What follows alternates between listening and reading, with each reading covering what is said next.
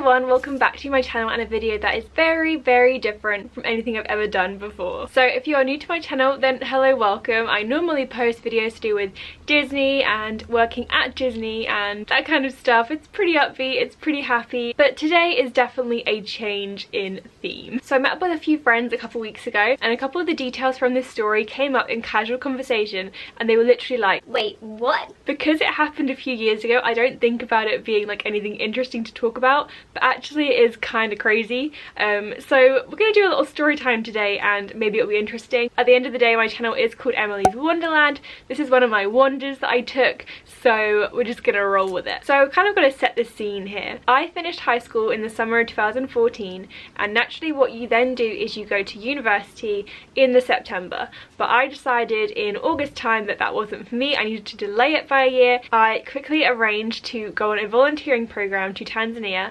in January for 3 months, and I started that in January 2015 and I went the whole way through until the middle of March, and it was an amazing experience. I learned a lot, my eyes were definitely opened. We did a lot of really good community work. I know there's a lot of stigma around volunteerism and stuff like that, but I genuinely do think the work we did was helpful and beneficial to the communities. It wasn't us just posing with little kids and doing stupid stuff. We were genuinely building things for them and doing different like conservation efforts and stuff like that. It wasn't as much about directly like infiltrating a community, becoming part of it and then leaving them in the lurch, you know, like you kind of see sometimes. So there were various projects we worked on, around 5 different projects across the 3 months, and we would kind of go around to different areas in Tanzania which were different levels of rural and urban. We spent the last kind of 4 weeks in Dar es Salaam, which is the capital, but we also got to do like a safari for about... What the heck?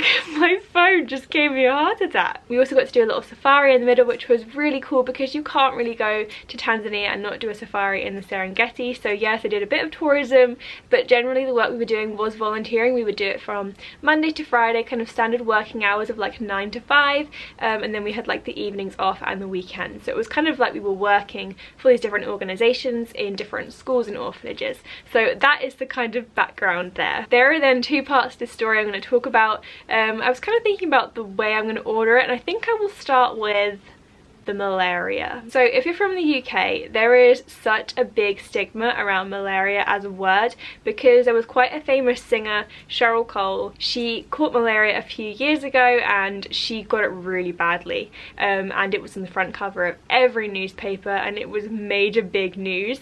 So everyone reacts really like intensely when they hear malaria. We have it on all of our like charity programs and stuff like that, and it is a big deal. It is a really dangerous disease. I was told before I went out to Tanzania there was a risk of getting malaria because obviously there are mosquitoes around that carry the disease. So to kind of help prevent me getting malaria, I did take Malarone, which is a drug you can take, and you take it every day like clockwork with food, and I was very religious about taking it with breakfast and reminding everyone around me to take this drug. However, as you've seen from the title, it didn't really work out for me in my favour. The drug is not 100% effective. So my downfall, I guess you would say, is we went to an area called Lake Manyara to do some volunteering work at an orphanage, and we were doing different tree planting and working on the orphanage in general and community outreach. However, while we were there, we did spend our evenings at the place we were staying kind of like around a campfire, and we had a guitar and we would sing songs and drink very watered down hot chocolate. However, one thing about Lake Manyara is it has a nickname of Mozzie River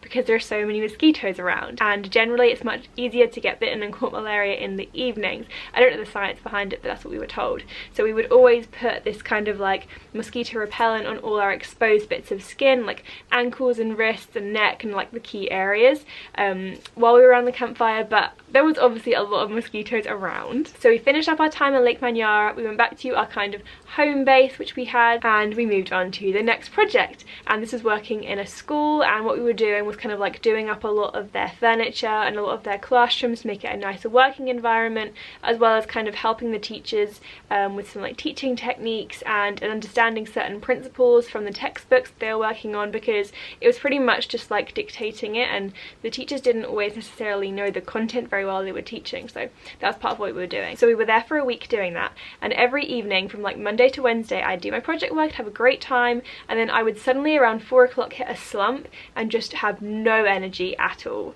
I would just feel like I just wanted to lie down and fall asleep, which wasn't necessarily uncommon. Like, we were doing a lot of manual labor in our time there, so we were very tired. I remember, like, I've never eaten so many carbs in my life, like pasta, potatoes, it was insane. But this was a new level of drained, and we would finish project around 5, drive back, have dinner, and then occasionally we would go out in like the local nightlife. And it was on the Wednesday night, I believe, or it might have been the Thursday, and I actually napped, and I'm incapable of napping. I just can't do it. I am awake when I'm awake and I go to sleep in the evening, and that's just how it works for me. It's kind of like a blessing and a curse. But anyway, I got back from our project and I lay down, I had no energy, and I just had a nap. And I woke up around 9 and I completely missed dinner, which was mad, and I just ached all over. And they were all getting ready to go out, and I was just like, I'm gonna have to give this a miss. I just feel exhausted. So the other volunteers in my group, there was another 5 of us, they called over our kind of host dad, I guess you could say, and he came over and he just said, oh, you don't feel well? I was like, no. And he's like, you're going to hospital tomorrow. I was like, no, I'm not like that sick, it's fine, I'll just sleep it off. And he was like, nope, you're not going to project, you are going to the hospital. And I was gutted because I had a whole lesson plan that I'd got for the next day. I was teaching various groups, I was excited about it, doing more project work, and I was like really angry that I wasn't going to get to teach it. So I just went to sleep and felt annoyed, and that was that. Woke up the next day and I didn't feel as bad as I'd felt before. I was still kind of drained and achy, but you know, like in the UK, that's called the flu and you get on with it. So I was driven to a local hospital by our like host family to go see the doctor. I went in by myself, and luckily the woman did speak some English. The local language is Swahili, and I had like a tiny bit of Swahili, but not enough to talk about symptoms or anything.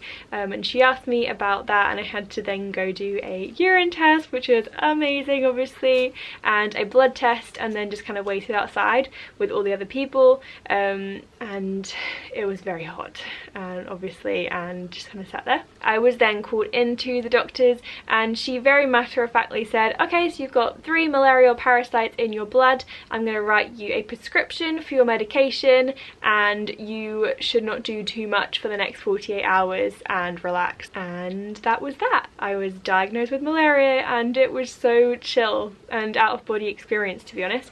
Because we have this crazy stigma around malaria in the UK, you think suddenly you're gonna like be struck down and be like, oh my god, I've got malaria. But the way the woman said it was so relaxed, and like I felt bad, but it wasn't awful, if I'm honest, because I only had 3 parasites.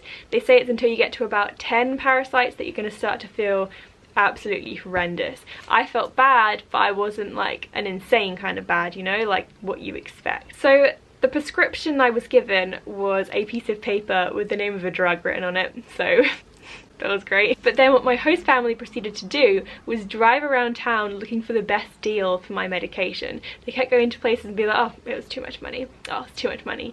And as this is going on, I'm feeling worse and worse. And I'm like, please, can we just buy one? Like, I was paying for it. And actually when I learned, the difference of the price that we paid was about £1. So we were driving around for maybe like 45 minutes to different pharmacies to get £1 off. And then I had to make the fateful call to my mother. I didn't want to make this phone call because I was like, she's gonna freak out, it's gonna be a really bad situation. But I phoned her and immediately she knew something was wrong because I'm supposed to be at a project at that time. And I was like, oh, hi, how are you? And she's just like, hi. And then I said, oh, I've not been feeling too good, and today I went to the hospital and I have malaria.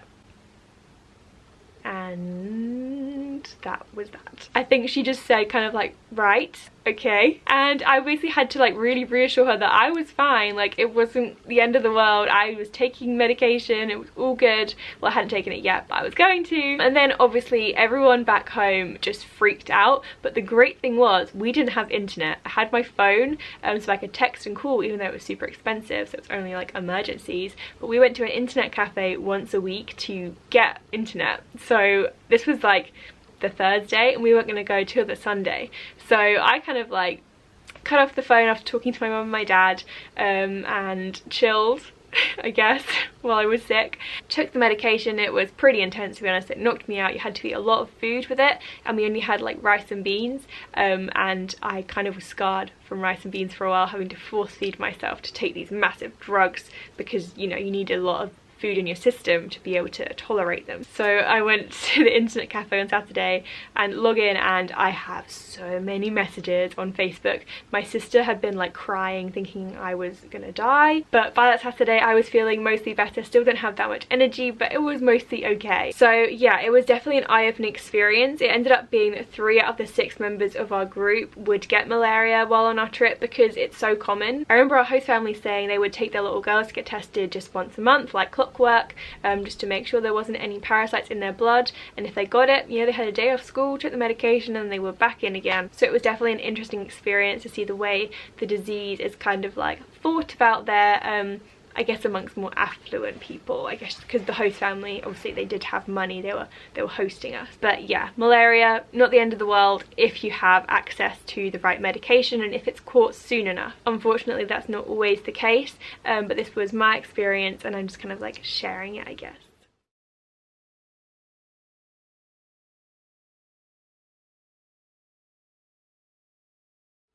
The other thing that happened, which is in the title of this, is about me nearly getting abducted in Tanzania, which sounds very intense, but it was kind of scary. This actually happened when we were on placement in Lake Fanyara at that orphanage. So at the time we were planting some trees out on this massive open space so that the children would have like shade cover in the summertime. It was just a little project we were doing for a couple of days, and basically we went to the school and said, what do you want us to do? And they said they wanted trees, so you know, we can't do something different if they wanted trees. So we were planting away in this intense midday sun, and then what happens is this woman just cycles into the school courtyard on her bike, and she's just cycling around our area where we're planting, and the person who is kind of like in charge of our project is like, oh hi. So I was like, maybe they know each other, but Tanzanians are all just super friendly with each other, so I didn't really know.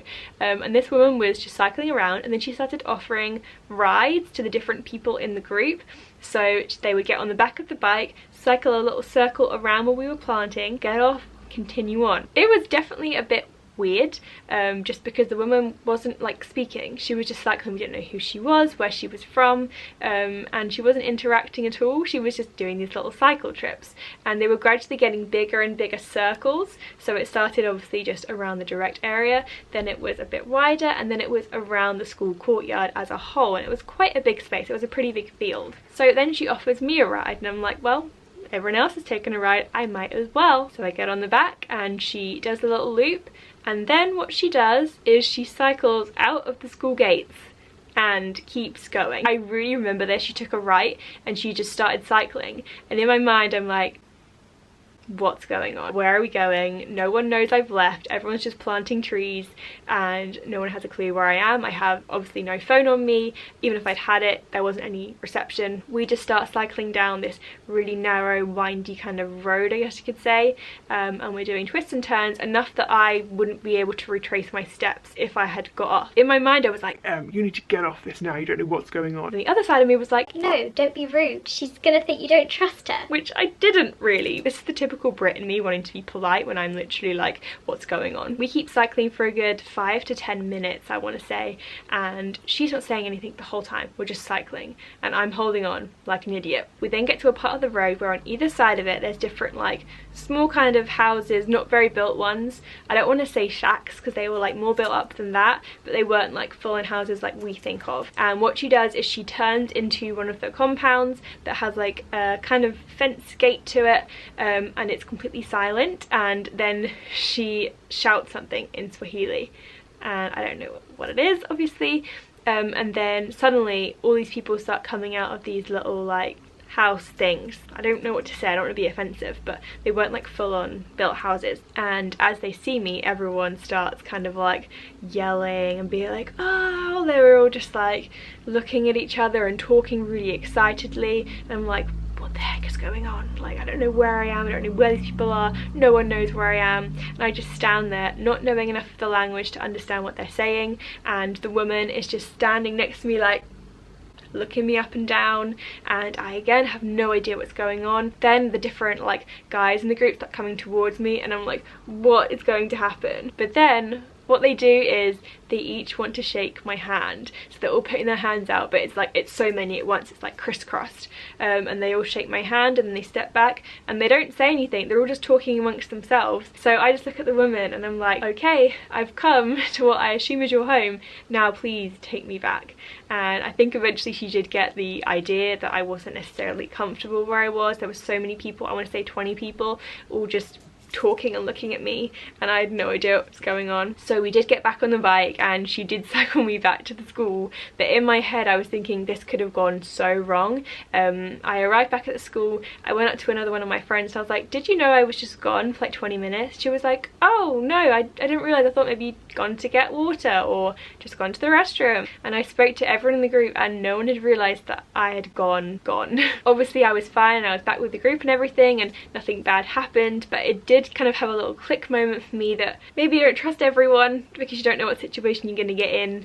It did work out in the end, but it was a potentially scary situation where I didn't know where I was going or anything like that, and me being polite didn't want to disrupt the potential abductor, just going along with it, to be honest. So those are my 2 stories today from my time working in Tanzania. I actually have many more stories. I had different illnesses while I was there. I was in a road accident. It was a pretty tumultuous 3 months, to be honest, but I learnt a lot. Like I said, it was an amazing experience. I got to see a new culture, immerse myself properly with the locals. I still have contact with a few of them, a few of the head teachers of the schools. I like to send a regular email to keep in touch. I know some people are going to have a problem with this video because they don't like volunteerism, and I completely get that. I understand absolutely. We shouldn't be going into these schools and orphanages and offering ourselves up as kind of like care providers and allowing the children to make an attachment to us and then leaving, because that is doing more harm than good. But the emphasis of this project was community work, and it was more about things that would stay physically and remain rather than just emotional. So I hope you enjoyed this video or found it interesting or just like listening to this story. If you did, please give it a thumbs up and subscribe down below for more storytime videos. I do have a pretty dramatic life sometimes. I feel like I'm always the one on the group chat being like, oh my god guys, this happened today, and having like a rant. So if people like more story times, I have many like random things that happen in my life. I feel like every other day I could do a story time video. So if you want more of that, comment down below and I'll make it happen. But that is all I have time for today. I hope you enjoyed it and have a great rest of your day. Bye!